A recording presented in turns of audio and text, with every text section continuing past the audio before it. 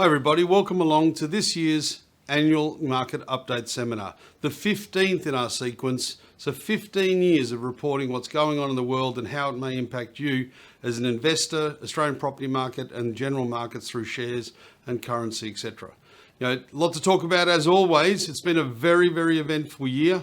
COVID's been in full force. We've had lots of ups and downs, but it's another interesting crossroad in humanity. And this year I've named it Welcome to the New World, because I think we've now moved into the next phase of what life is going to be post-COVID. We're seeing all of that emerge around. So we're going to discuss that and how that's affecting everything generally today. So I hope you enjoy it. Look forward to taking you through it. As usual, we have to start with a disclaimer. These are my personal opinions. All my sources are referenced. Please don't act on any matter in this webinar until you've taken personal advice for your circumstances. So we look forward and take it up, take the information, and then think about it thereafter.